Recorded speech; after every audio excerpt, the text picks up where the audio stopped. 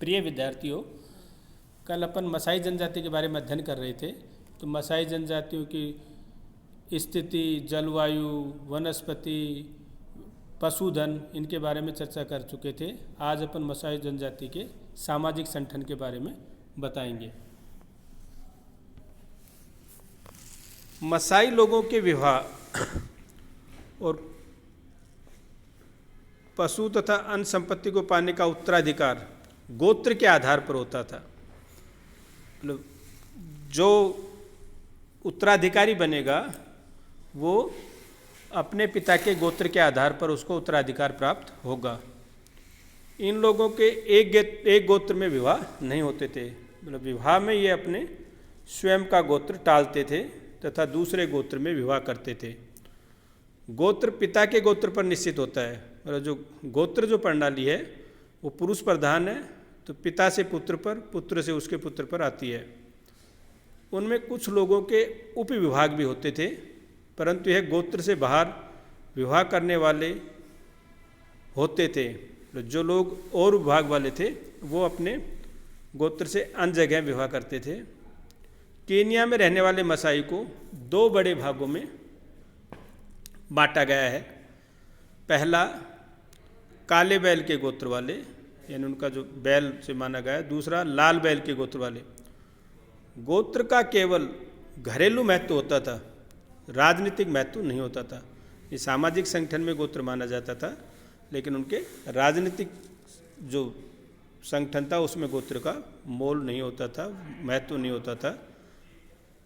किसी लड़की का विवाह उसके बचपन या जन्म से पूर्व भी निश्चित कर सकते थे, परंतु उसका विवाह तब तक नहीं होता था जब तक कि वह लड़की 25 से 30 वर्ष की, यानी इनके देखो आज से कितने समय पहले जनजाति थी, लेकिन विवाह ये लघु आयु में नहीं करते थे।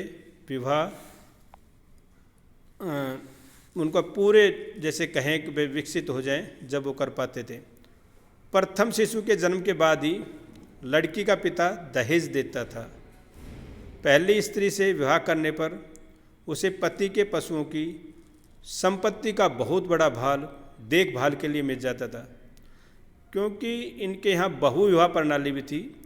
बहुविवाह की प्रथा प्रचलित और प्रौढ़ व्यक्ति बारी बारी से कुछ समय के उपरांत विवाह करता रहता था।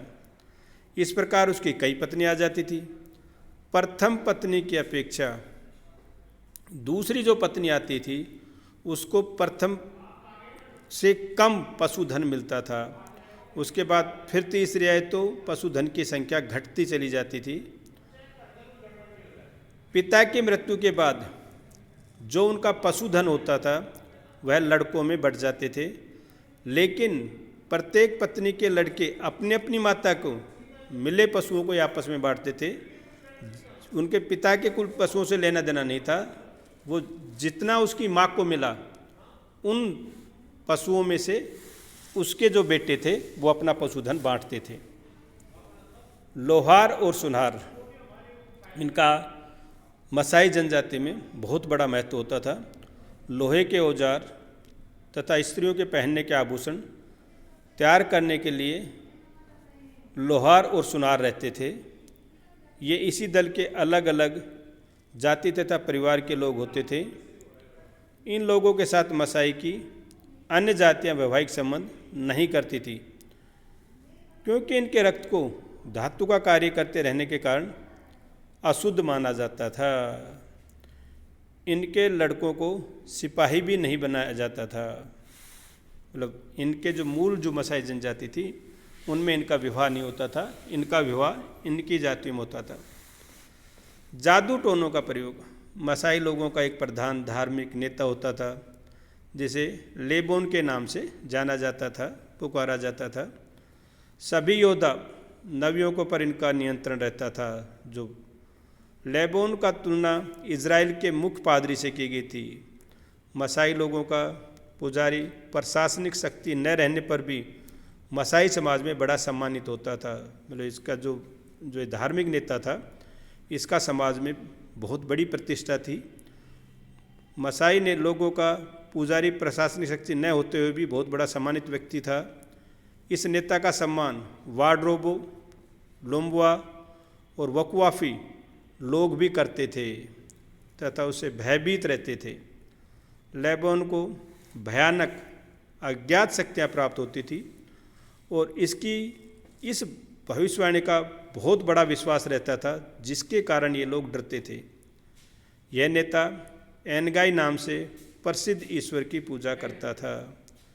यद्यपि आज यूरोपीय सभ्यता ने इनके सामाजिक और धार्मिक विश्वासों में अड़चन पैदा कर दी है तथा पिलबोन अब भी पवित्र आत्मा समझे जाते हैं। लेबोन की तरह वर्षा का ज्ञान रखने वाले व्यक्ति का भी बहुत बड़ा सम्मान होता था। योद्धा नवयुवक। मसाई समाज की एक महत्वपूर्ण बात है कि ये समय समय पर युवकों को योद्धाओं के दल में भेजा जाता था। यानी जो योद्धा होते थे उनको एक शिविर में भेजते थे, उनको वहाँ प्रशिक्षण दिया जाता था। ये उन लोगों का स्थान ग्रहण करते थे जो प्रौढ़ हो जाते थे। युद्ध के लिए ये कम आयु के बच्चों को ही रखा जाता था। जैसे जैसे प्रौढ़ होते जाते थे नए युवक को उसमें सम्मिलित कर लेते थे। ये उन लोगों का स्थान ग्रहण करते थे जो प्रौढ़ हो जाते थे। युवकों को योद्धा वर्ग में सम्मिलित होने से पूर्व योद्धाओं के सब गुण अपनाने पड़ते थे और बाद में उनका मुंडन संस्कार होता था। प्रत्येक वर्ग को कुछ नाम दिया जाता था। युद्ध के जो उनको सब डिवीज़न बांटते थे उनके नामकरण करते थे, जैसे लुटेरा, सफ़ेद तलवार आदि आदि। योद्धाओं के आयु के अनुसार वर्गीकरण किया जाता था। मसाई लोग सदैव अपनी संपत्ति को बढ़ाने का ही प्रयत्न करते थे, जिसमें ये योद्धा बड़े सहायक होते थे। यानी जो ये समझो इनका जो साम्राज्य का एक समझो विस्तार करने में योद्धाओं की भूमिका होती थी। मसाई लोगों के जीवन की 3 मुख्य अवस्थाएँ थी। पहला बालपन, दूसरा योद्धापन और तीसरा वृद्ध, जिनमें सबसे ज़्यादा सम्मानित योद्धाओं को मिलता था। मसाई लोगों का महत्व।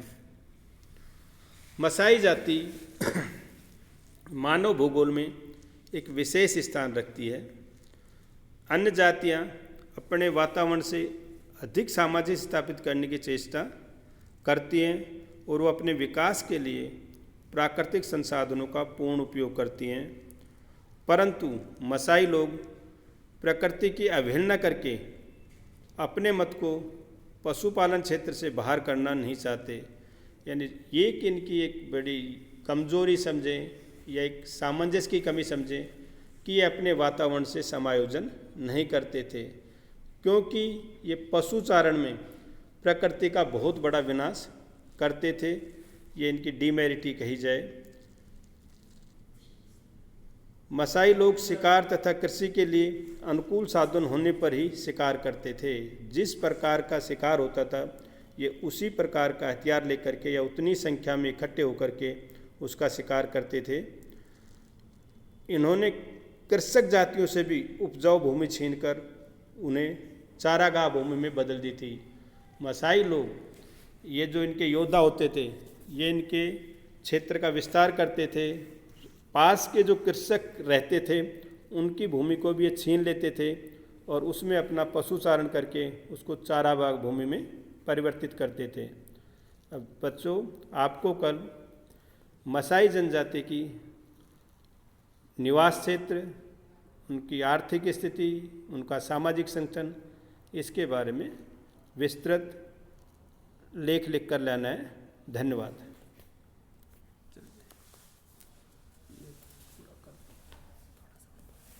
हाँ, आप इसके जो मसाई जो जनजाति है इसका जो मुख्य भाग ध्यान रखें। मसाई जनजाति कहाँ निवास करती है, वो पशुपालन के लिए किस तरह की नीतियाँ अपनाते हैं, उनके जो मुख्य व्यवसाय क्या है, इसके बाद उनका जो ये कहें कि भाई सामाजिक संगठन किस प्रकार का है, इसके अलावा वो लोग किस चीज़ में विश्वास करते हैं, इसका अध्ययन करके आएंगे।